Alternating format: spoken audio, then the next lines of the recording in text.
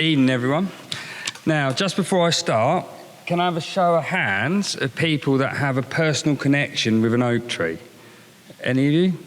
Yeah, see, quite a few. So the reason why is this is an oak tree, but it's not your common oak that we all think of an oak tree in the UK.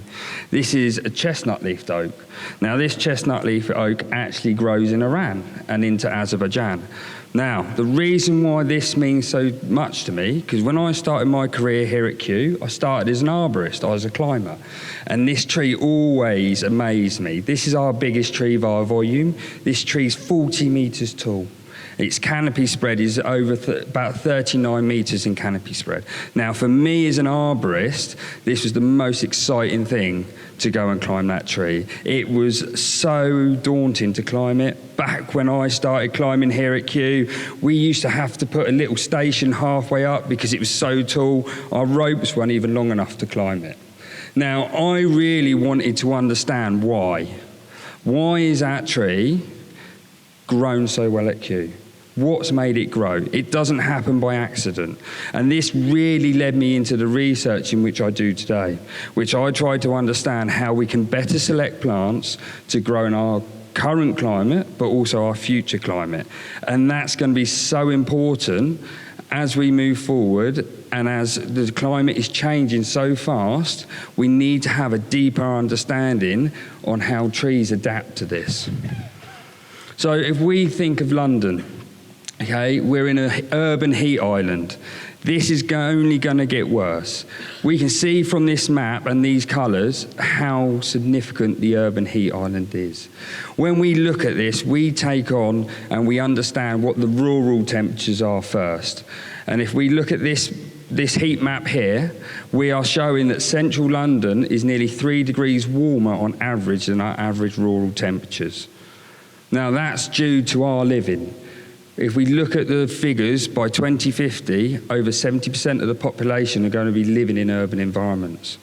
We have to start thinking about how we use nature-based solutions and green infrastructure to start dealing with some of these biggest problems. And this is really where my work is. So if we look at Kew, so Kew's in the middle there, we can see it's a yellow and it's a green colour. Now, that's because even though we've got lots of dense canopy cover, we have lots of species, we have lots of diversity, we're still being affected by the urban heat island. To give you an idea, the centre, the dark green centre of that, of Kew Gardens, is about 1.5 degrees warmer than our average rural temperatures. If we go to Kew Road, which is orange, that's at 2.1. So even planting the trees that we have here in the gardens is cooling that air. Now, to cool that air, trees provide us with what we call ecosystem services. And that is something we all selfishly take for granted. How many of you walk down that road, down your residential street, and think, what is that tree doing for us? How is that tree producing leaves? What are those leaves doing? How is that tree providing that ecosystem services that we all take for granted very selfishly? They cool the air, they produce shade, they intercept stormwater and rainwater, they take particulates out of our air, out of the air, and then give us oxygen. How are those trees doing it? And now what we're trying to understand here at Kew through doing research is why this is important. So this is a really frightening visual. So what we do here at Kew, I specialise in climate modelling and species distribution modelling. Now, I won't go into bore you all tonight about how this works because you would all be asleep. I know we've all had a long day. But what we're doing is we're using observation data of all the trees we have here at Kew. I have a database which have observation data for 58,000 species of tree. Now, what we're doing is trying to understand how our selfish living is affecting the climate around us. So if we think back to where we are today, we're here at Kew. Our temperatures today, on average, are 10.8 degrees on mean, okay? So that means if we take the 12 months of the year, our average temperature is now 10.8. If we go back to 1981, we were averaging at 7.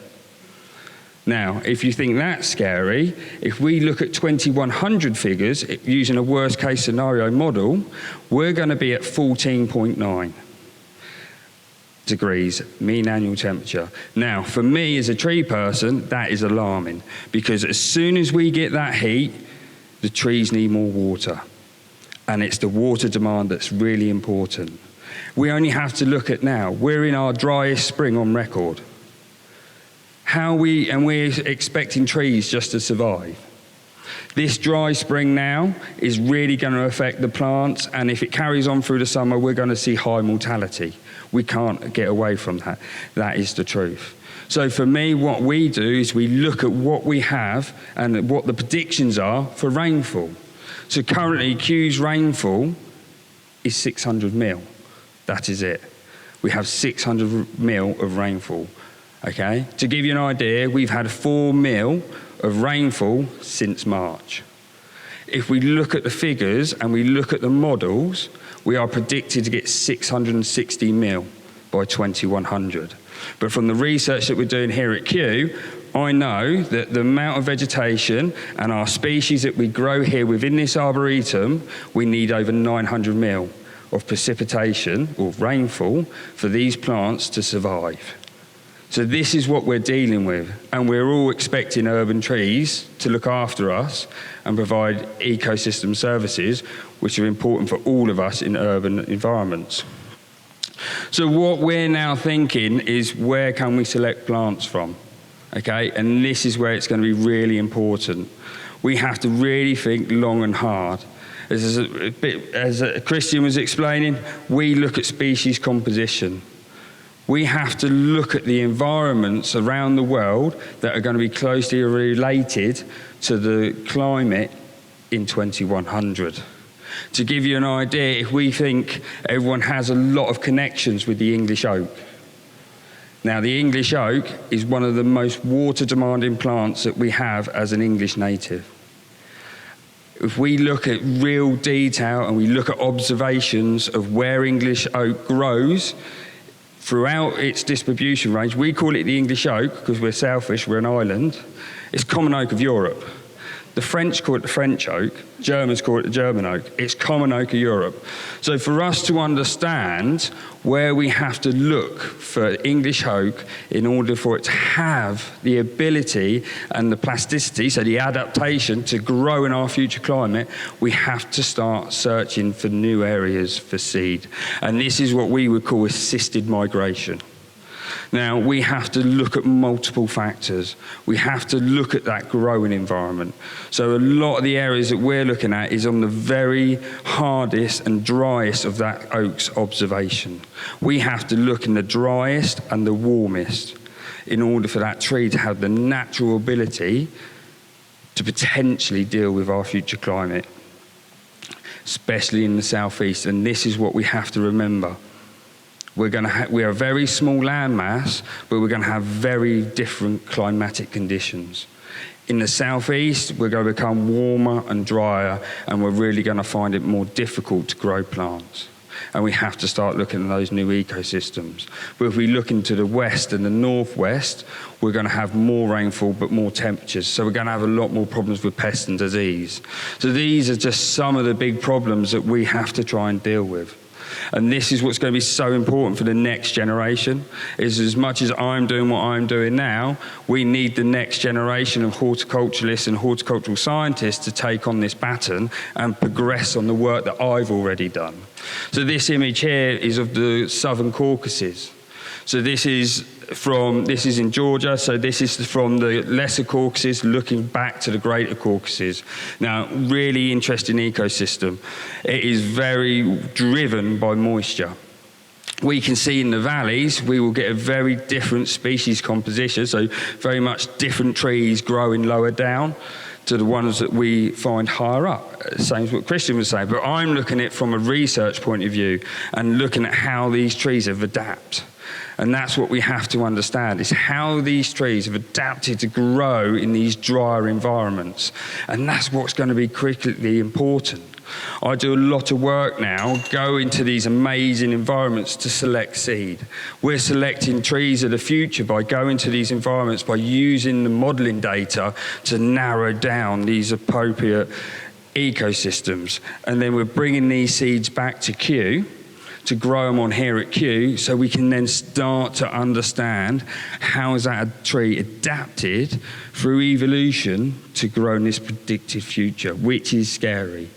And that's a lot of the work we're doing. I've been very fortunate.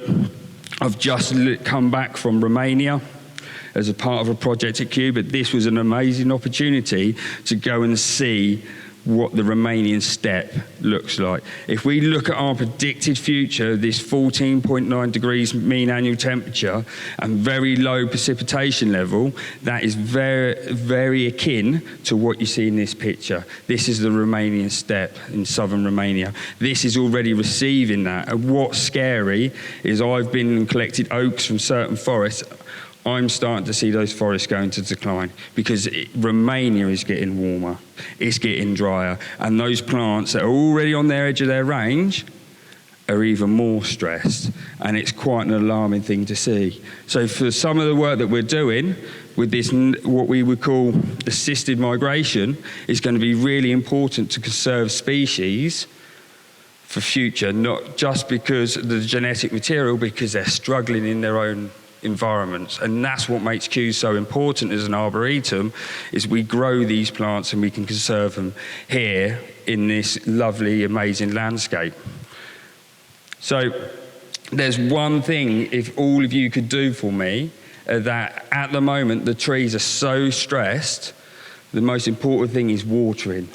If you've got a young tree in front of your house that the local authority have got the funding to plant, please try and water it. These trees are really stressed now and they need all the help they can get. Thank you.